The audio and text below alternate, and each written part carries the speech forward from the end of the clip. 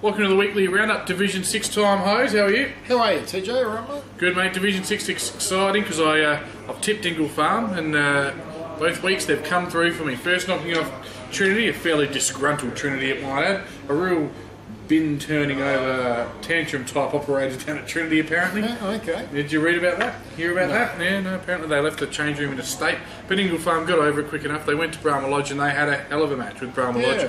It was Brahma Lodge 13-11, Ingle Farm 13-12. A 1 point win to Ingle Farm. Now, I've spoken to Coach Paul Manuel on this one. Apparently they're 15 points down in the last quarter. Okay. And interestingly enough, there's no stats on the internet, so you're not going to get any best players off this one, mate. I was getting updates all during the last quarter, third quarter as well. So it was late in the third quarter. They needed someone to step up, Ingle Farm. They needed some magic, and who do you think came through?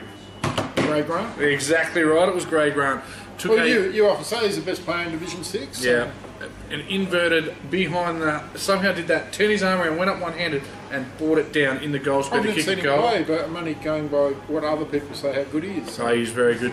And then it was Luke McCormick-Smith who kicked a couple of goals, I think, as well, put him in front. Eventually the teams drew level, and it was Luke McCormick-Smith who had the set shot from about 45 minutes out, very, very late to kick the most important point of his life and get Ingle Farm over the line. I heard Dean Steele also played really well. Yeah, kicked the bag, got off the leash a bit. Yep. Yeah, that was getting updates throughout the day during our broadcast, and people were, sending us all sorts of information. So he must have played really well, Dean Steele. Yes, but it was Ronnie McDonald himself, Stevie Gannell, who was named best on ground at the club for Ingle Farm that night. So he gave the on ball his first use. Wadey Matthews was outstanding on the ball. Well, I don't have a lot of information about Brahma Lodge. I didn't ring their coach after they lost by a point, but I did take the time to ring Ingle Farm and congratulate them, and there was nothing on the internet. No, there's no best players or results or anything like that. So. Peter Bone was dominant on his wing as well, and McCormick-Smith obviously hugely important there towards the end, just skimming through their list. And when the clubs don't put the results on, we have to do all the work, so it'd be nice to have the clubs put it there, though. So Ingle Farm are one win away from somewhere they haven't been in, must be nearly 10 years, and that's Division 1. Division 1. Division 5. Take it easy. I'm just wondering what you're saying. Division 5. Division 5. But that's we'll get to that in a little bit because... Got a lot of work to do yet. Yes. There was another game, mate. Give us the final score in the other game. The second semi was... Pulteney was 10-13, 73, defeated Elizabeth 8-7.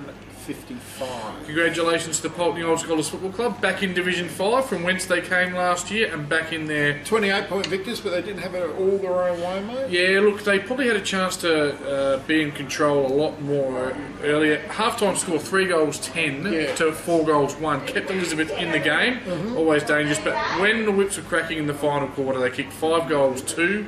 And arrested that inaccurate kicking to 2 goals to get over the line. They held the lead by a point at three-quarter time, the Eagles, the Elizabeth Eagles. So they would have certainly given themselves a chance, but wasn't to be. Joshy Giddings, the outstanding young half-forward, kicked 2 goals, as did Curry and Forbes. Singles to Nicholson, Dalton Tucker, who, if he matches up on Gray Grant in the grand final, they're the 2 best players. He was on the Gold Coast Suns list? Correct. Yep.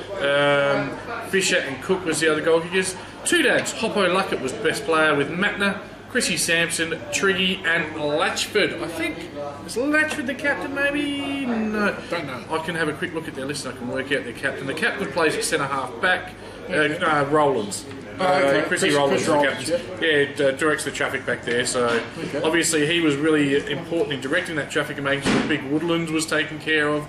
The elusive Cotter. So I'll let you do the best players and goal kickers for Elizabeth. Yeah, for Elizabeth, Cotter kicked 2, Woodland kicked 2, Reynolds, Han, Macris and Taylor all kicked singles.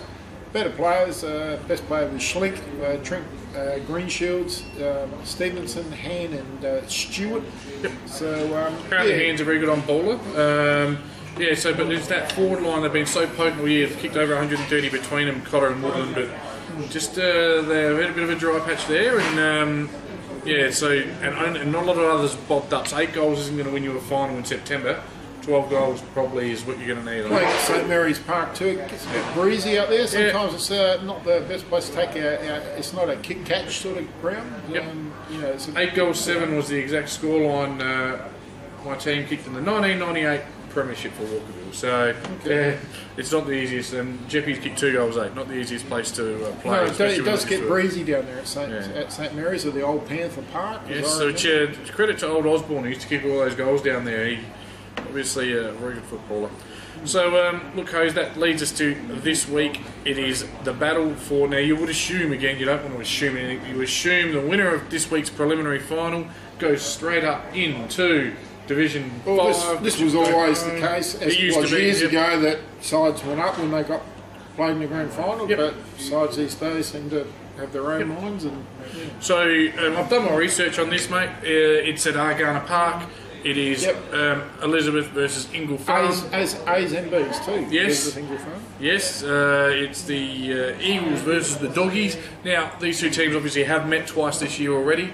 Early in the year at Argana Park, Ingle Farm actually upset the Bulldogs with a 14-point win.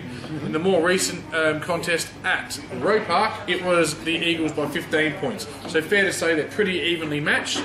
Ingle Farm will certainly go in as the underdog, as Elizabeth had a very dominant season and they are hard to beat at home. But how do you see this one panning out? Sides that have a good win get up by a point in the final. It's always difficult the next week sometimes. Elizabeth coming off that loss and at home, they're playing at Argana Park. They know the ground well. I think playing at home, it's worth 3 or 4 goals because you just actually know where to be on the oval. And people who haven't played, they wonder what that means. Like where to actually stand, which way the wind goes. When you have your set shots after training, you've had the set shots from you've been there before. It's all the little nuances that every football ground has. I like it. Every football ground has them, and I think it's worth 3 or 4 goals. And I think statistics prove that the side playing at home will generally win. I think that's a bit of a golden rule, and I think for this week, sorry Paulie, I think that Elizabeth will get up, but not by a lot. Yeah, I'm not going to disagree with you, mate. Ingle Farm will be the underdogs. I wouldn't be shocked and chagrined if they did upset them. I think they're certainly capable. I think Ingle Farm, I guess the keys are Gannell's got to have a big day in ruck, and he's got to give some use to his on-ballers and get into that forward line quickly. One thing Ingle Farm do have is probably a more of a spread. They're not relying on one forward, and someone could have a cameo.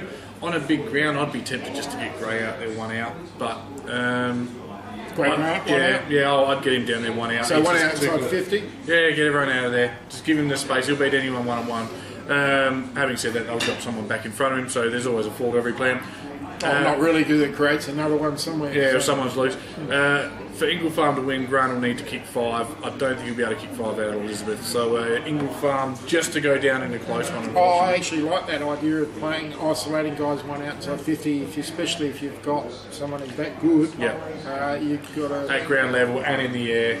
Good hands and just very evasive when he gets the ball. So it was a complete package. He was meant to be a top 10 draft pick. So you saw North Melbourne used to do that. Wayne Carey used to leave him out 1 outside 50. And look, and do you know what? There are uncanny similarities with Gray Grant and Wayne Carey with the drinking and the infidelity. It's about where it ends. But he loves his airtime, Gray Grant, so all the best on Saturday. Thanks for watching the weekly round-up Division 6. We'll be back with grand final preview next week. See you next week.